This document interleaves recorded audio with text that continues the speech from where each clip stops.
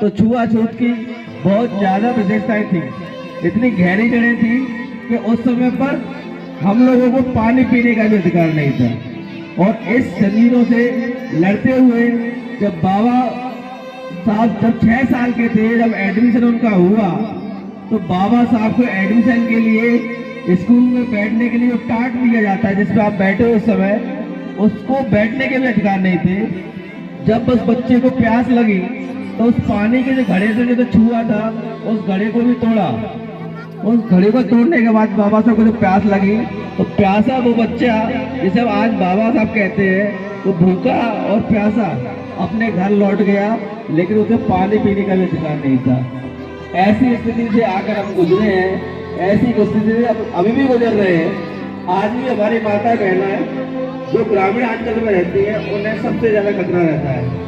तो हम ऐसे महामानव की जयंती मना रहे हैं जिन्होंने सारे अधिकार दिलाए, जो उस जैसा पढ़ लिख कर आज बोल पा रहा है, तो उस बाबा साहब की देन है, उस महामानव की देन है, जिसकी बदौलत आज हम सब घिरता हुए हैं। और उनके विषम परिस्थितियों की वजह से जिन्होंने शिक्षा पाई, आज नन्हे मुन्ने बच्चे बैठे हैं। और मुझे जैसा एक अध्यापक बता रहा है तो बाबा साहब की मृत्यु जब हुई तो 35,000 किताबें थी, एक नहीं दो नहीं, पूरी के पूरी 35,000 किताबें, जिन्हें पढ़कर बाबा साहब ने दुनिया को जाना। दुनिया जानने के बाद में बाबा साहब को भारत को जाना, और भारत में एक ऐसी किताब लिखी जिसे संविधान कहते हैं। उस किताब से बाबा साहब ने सारे नियम बनाए, और किताब के नियम से पूरा देश चलता है। अगर कोई काम होता है, जैसे अगर गलत काम होता है, पुलिस तो चलती है, वो भी बाबा साहब के नियम से चलती है, बाबा साहब के कानून से चलती है, बाबा साहब की किताब से चलती है। तो ऐसे महामानव के बारे में जानना बेहद जरूरी है। जिस तरीके से आप मैया के 9 दिन मनाते हो, उस मैया को भी अधिकार दिलाने का अगर काम कोई करता है तो बाबा साहब करते हैं। उस बाबा साहब ने कोई व्यक्ति नहीं थे, एक पूरी विचारधारा थी जिसमें जीना सिखाया। जीने के साथ साथ उन्होंने ये दिखाया कि हम व्यक्ति जो है कोई जानवर नहीं है, हम सारे के सारे इंसान हैं। आज आपको छोटी छोटी बातें बताने जा रहा हूँ। जिस तरीके से महिलाएं और पुरुष आज हम आराम से बैठे हैं, पहले ही बोलने का भी अधिकार नहीं था। ना ही महिलाएं बैठ सकती थी, ना पढ़ सकती थी, ना ही हम तो आराम से कोई काम कर सकते थे। इन सारे काम के बाबा साहब ने किए। बाबा साहब तो 6 साल के हुए जब उनका एडमिशन हुआ, धीरे धीरे उन्होंने यात्रा की। जब 8वीं क्लास में जब पास हुए तो जो अपर कास्ट के लोग थे, जो जनरल कहते हैं, उन लोगों के कान में ऐसा लगा जैसे पिघला दिया, तो काला सोना पिघलाया हो। आप समझ सकते हो ना, ऐसा लगा कि अछूत बालक जो दलित है, सूत्र है, वो पढ़ कैसे सकता है, क्योंकि सारे पढ़ने का अधिकार उस समय हाई कास्ट के थे, हमारा कोई अधिकार नहीं था। धीरे धीरे यात्रा जब उनकी बढ़ती है तो बाबा साहब की शादी हो जाती है। जब बाबा साहब की शादी होती है, उनकी पत्नी का नाम था रमाबाई। घोर गरीबी में जब बाबा साहब पढ़ लिख लेते हैं और नौकरी करने जाते हैं, उनका पूरा साथ देती है उनकी पत्नी रमाबाई। आपको बता दूं, बाबा साहब की गरीबी की वजह से बाबा साहब तो पढ़ गए, लेकिन उस गरीबी की वजह से बाबा साहब के 5 के 5 बच्चे मरे, और एक भी ऐसा बच्चा नहीं था जो मरा नहीं। बाबा साहब की 5 औलादें और एक उसमें एक लड़की भी शामिल थी, सारी की सारी गरीबी से मर गई।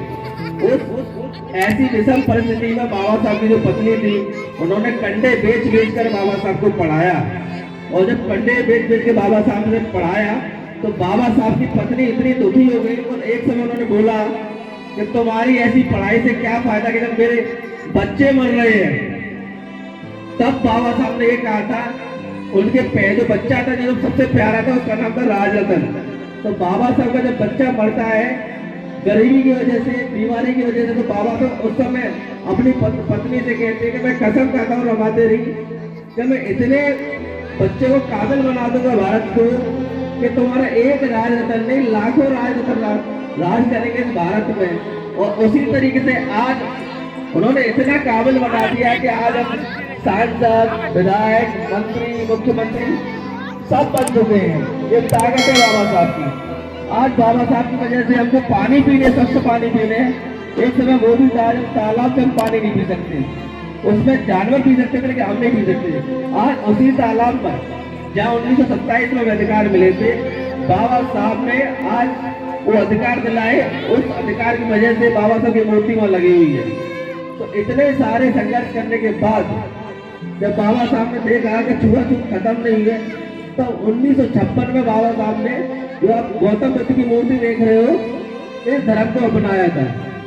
और जो उन्होंने अपनाया, तब से हम गौतम बुद्ध की मूर्ति लगा के पूजा करते हैं, बात कर रहे हैं, जिसके हम लोग जन्मदिन मना रहे हैं। तो बाबा साहब ने जो संघर्ष किया, उसकी वजह से आज हम सारे के सारे नौकरी करने से लेके एक आम मजदूर तक की जो मेहनत होती है उसको डिसाइड किया बाबा साहब ने। जैसे कि अगर मैं नौकरी करता हूँ तो नौकरी के जो घंटे होते हैं 8 घंटे, वो 8 घंटे तय किए बाबा साहब ने। जो महिला है आज नौकरी करती है, उनको जब वो माँ बनती है तो उन्हें छुट्टी दिलाने का अधिकार बाबा साहब ने दिया। और उसके अलावा जो छुट्टियां आम इंसान को मिलती है, या मजदूर की जो मजदूरी है, टाइम से मिलने के अधिकार है, वो भी बाबा साहब ने दिए।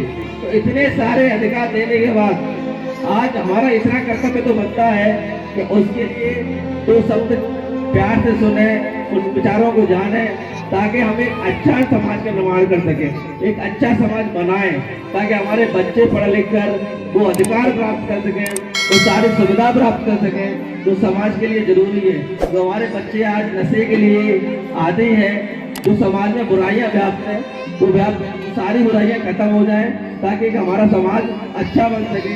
ऐसे मैं उम्मीद करता हूँ। इन्हीं शब्दों के साथ जय भीम, सभी को धन्यवाद।